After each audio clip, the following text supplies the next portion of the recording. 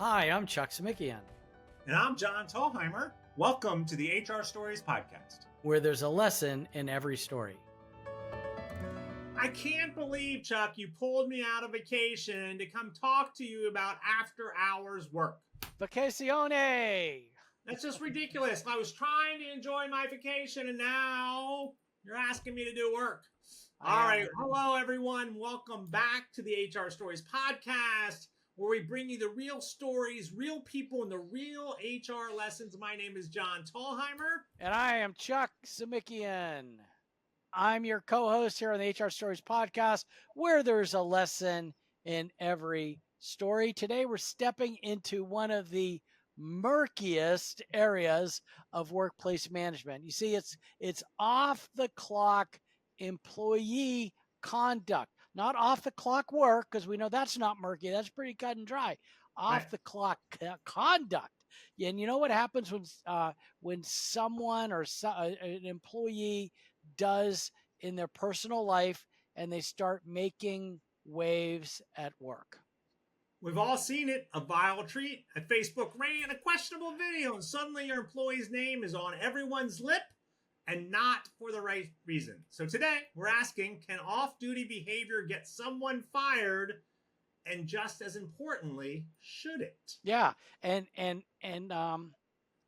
we pulled together a few stories, some where the employers got it right and some where they definitely got it wrong. So we're going to give you some practical tools along with these stories to help navigate these situations in your own organization.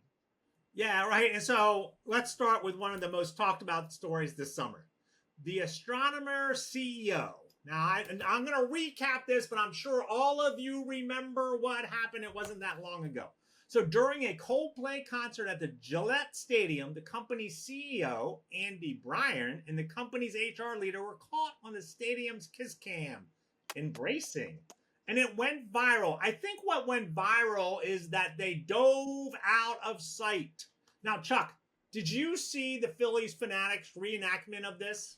No, I've seen so many reenactments, but not that one. It was hilarious. So they had both Philly Fanatics there in the same place, and they showed them on the kiss cam, and one of them wearing this blonde wig, and all of a sudden on kiss cam, one of them dives, the other one jumps down. It was hilarious. So yeah, that's great. And it went viral, right? The Reddit meme level viral. Chris Martin even called it out from the stage. The internet quickly picked up the clip, and within hours, the speculation began. Were they in a relationship? Was it appropriate? Where was the power imbalance? Why no workplace policy was directly cited? The company stated it was about preserving leadership, integrity, and trust. Yeah, so here's the thing. And some people may still find it hard to believe. Nothing illegal happened. It was a concert, but what did happen was a shift in perceptions. Suddenly you have the CEO and the head of HR. And John, I don't know how many people sent that to me, like, hey, you're in HR, here you go. Right. I'm like, okay, I get it. I saw it. Why you sent it to me for? Okay. But everyone's like, yeah, we finally got HR, man. Finally got him, caught him. But, it was a very public, very personal moment being scrutinized.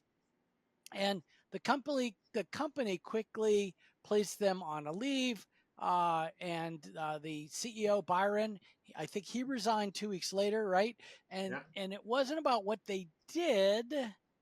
It was about what it looked like. Leadership behavior, especially when in public, does matter. Yeah. And the HR person just recently resigned.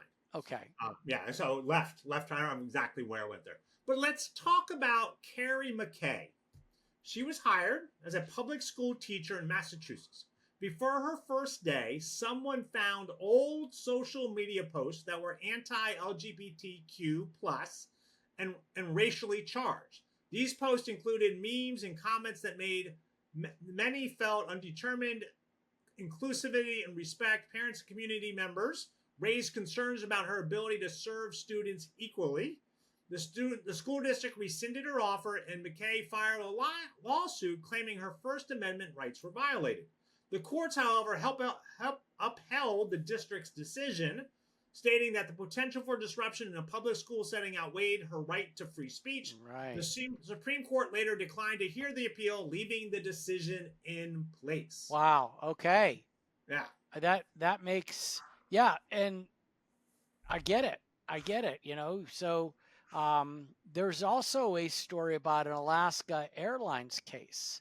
Yeah, I Talk remember about this. that one. Yeah. Flight attendant filmed herself dancing, twerking, actually twerking, on an empty airplane while in uniform. Posted it on TikTok and it blew up. The video gained hundreds of thousands of views and sparked a debate online. Some praised her confidence, others criticized her. You bad girl, right? And the Yeah. appropriateness given her uniform and the surroundings. So Alaska Airlines viewed the video as a breach of its professional conduct and branding. So, and then that was actually a policy. Right. Yeah. They had a clear policy about professional conduct and branding policy, especially when you're in the uniform. Yeah. So she argues it was personal expression meant to be motivational. However, because the company had a clear communicated policy around social media use and branding representation, the airline's termination decision was upheld. The uniform made it company business, even off the clock. Yeah, and I would say also the airplane, right? Well, yeah, okay. Maybe I don't know the Alaskan airplane, so maybe you couldn't tell that was that particular airline. But yeah, right. And again, right, it's one of those things that when you're in uniform, you're representing the company, right? Yeah. You're representing the company. I had somebody in one of my classes, to kind of go off a little bit off script, but to one of my in my classes, where she was telling the story where they were at a restaurant. She was wearing her company's sweatshirt, right? So she had the company sweatshirt on, and I don't know, something was happening in the restaurant, and things were getting a little dicey. And so she took off her sweatshirt, stuffed it behind her, and her boss and her husband goes, "Oh, things are getting real now," because she didn't want to represent the company, Yeah. right, out in public, representing the company. And I think we all need to think about that and take social media as wearing that uniform and being out there and there. Absolutely. So let's talk about, Chuck, let's talk about where companies got it wrong. Flipping the script, as it were, because sometimes employees act too fast or without legal grounding and they lose. Yeah, so that brings up the story about Hefferman and the city of Patterson. I don't know where the city of Patterson is. I think it's New Jersey. Oh, Patterson, New Jersey. There you go. So a detective was demoted in the police department because he was seen picking up campaign signs for a candidate that was running for mayor. His supervisors in the police department assumed he was politically involved. Okay. And in reality, he was running an errand for his elderly mother who supported the candidate. Can I just jump in there? Just Yeah, to give please. clarity there, because it sounds like it was picking up the campaign sign. So he was going to the printer or the campaign office Oh, to get the signs. He wasn't picking them up from the grass, right? And so, okay. sure that's clear, because it's a little confusing there. I didn't do a good job. Well, no, I know you did. I get it. I just didn't get it at first. So he was picking him up for the printer. Okay, so Yeah. so now I fully understand the story, because it Right. was like, okay, but okay, so he's not politically active himself. The mother supports the candidate. He's running an errand for her to pick up these signs from the printer, and he faced career consequences because of the perception. The case went all the way to the Supreme Court. I mean, this is big, right? And the court, people still, I don't understand. They still couldn't let reason rule the day here. Have a conversation, people. Yeah, but the court ruled that punishing someone based on the perception of political activity violated the First Amendment, and the city later settled the case for $1.6 million. I don't know how long it would have taken him to earn that. Yeah. a few years. And I will say that one, and the first one with the public schools, both of those were public entities. Okay, sure. And so it may change a little bit in private industry, but you do want to be careful that you're not jumping on somebody because of the perception. Yeah. Right? Okay. All right, so there's another one for the Garland versus Washington County. A woman was harassed by a coworker through personal off-duty social media posts. These posts were shared publicly and targeted her with derogatory, inflammatory language. The employer initially said it wasn't their responsibility because it didn't happen at work. But the Ninth Circuit Court disagrees, stating harassment, even when conducted off hours through personal platforms, can create a hostile work environment, and it affects an employee's ability to do their job. The court ruled that the employer had a duty to respond to the behavior. It was a wake-up call. Ignoring online harassment can carry legal consequences. And I think what they're saying here, and I think what's important is when those things that are happening outside of work come back into the workplace, it then becomes the employer's thing, right? So this was a woman being harassed by one of her coworkers. She brought it back. They brought it back into the workplace. It was influencing her work. The employer should have done something about it. Yeah, and absolutely, you cannot ignore the online harassment stuff. You just can't. You want to, but you can't. But finally, there's Doe versus Department of Justice, and this is an FBI agent that secretly recorded consensual adult encounters in his own home. So he's like, doing whatever, and he's recording these things, right? These are adults, and there we go. But there was no criminal behavior here. No law was broken, and it was consensual. Let's make sure we get that in. There was consensual. No impact on his job performance. Still, the Department of Justice fired him for inappropriate off-duty behavior, claiming it was unbecoming of his role. The agent challenged the dismissal in court. The court reversed the firing, stating that because the Department of Justice lacked a clear policy,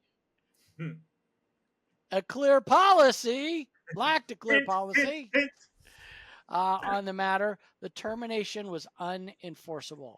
This case highlighted how vague moral standards don't hold up without clear documented rules. I love this story. Yeah, I mean, again, right, it's having the clear policy. Okay. And again, right, and we're very concerned about dictating somebody's behavior outside of work. Yeah. But I do think, and again, this is an extreme case, and I could see why they wouldn't have a policy for it. But right, you could have a code of conduct policy. When you're representing the company, you can't get in fights, you can't yell, you can't be racial, you can't say slurs, things like that. I mean, that makes sense. Yeah. So, John, what can we learn about all this? Why don't you break it down for us? Well, first, ask these 5 questions, Chuck. Number 1, did the behavior become public? I mean, if this individual FBI agent did that and one person knew, that's not out in the public, right? So it really doesn't influence their job and to be able to do the job. Is it job related or harmful to your brand? Does it violate a clear written policy? Is your response, I love this question, is your response consistent with past actions? Right. Anytime you're terminating or taking discipline action against somebody, the question has to be, did we do this in the past? And are we going to do it in the future, right? Are there legal protections involved, like speech, religion, or state of off-duty conduct laws, right? And so your state may have off-duty conduct laws, blah, blah, blah. You can do that. You can't do that kind of stuff. Yeah. So here's our 7-step checklist for this. And define clear policies, train your managers. What's number that? 2. I'm just giving you the number. Yeah. Number one, define clear policies. Number 2, train managers on boundaries and escalation. Number 3, don't act on assumptions. Investigate first. Investigate, investigate. Yeah. Number 4, weigh context, intent, and impact. I really think with the detective picking up the political signs from the printer for his mother, I get it. They were probably like, oh yeah, right, you sure were, whatever. But I mean, you could have like done some investigation for that. You would think the police department would have and Right. reached a conclusion. Document number 5, document every step. Number 6, be consistent, goes without saying. And number 7, when in doubt, consult legal counsel. Yeah, and I might do that number one, right? I might be like, yeah, let's talk to legal about this. Let's make sure we're doing this the right way. And again, like going back to the police officer picking up the signs, they probably had a very clear no political activity. You need to be apolitical. You need to do this, blah, blah, blah. And was he in the car? I'm assuming he was in his uniform and he was picking that up and somebody saw him. They're like, well, that's not fair. They can't be unpolitical, blah, blah, blah. But having a conversation like, hey, somebody mentioned that you were doing that. Tell us what happened. What's going on? Oh, my mom wanted me to pick it up. I was there. I just picked it up. Okay. We're going to put you on a warning because, you're not supposed to be doing that kind of stuff. But we understand the situation, right? Right. So kind of looking at that, and that's going to save you a world of hurt down the road, $1.6 million to be exact. Yeah, and know when to act and when to step back. Yeah, and in the world, especially in leadership and HR, your role isn't to police; it's to respond with fairness, clarity, and courage, and make sure that you're doing things consistently and compliant with the laws. All right. Well, I guess that's it for today's episode. If you want more, check out our companion newsletter. John did write one about this. The notes will be it'll be in the notes. Downloadable checklist for off-duty conduct decisions. I love that. Don't forget to subscribe, leave us reviews, share this episode with your fellow HR managers. Check out the Ultimate Guide to HR on Amazon. Ultimate Guide to HR Checklist Edition. And until next time, stay curious, stay kind, and stay compliant.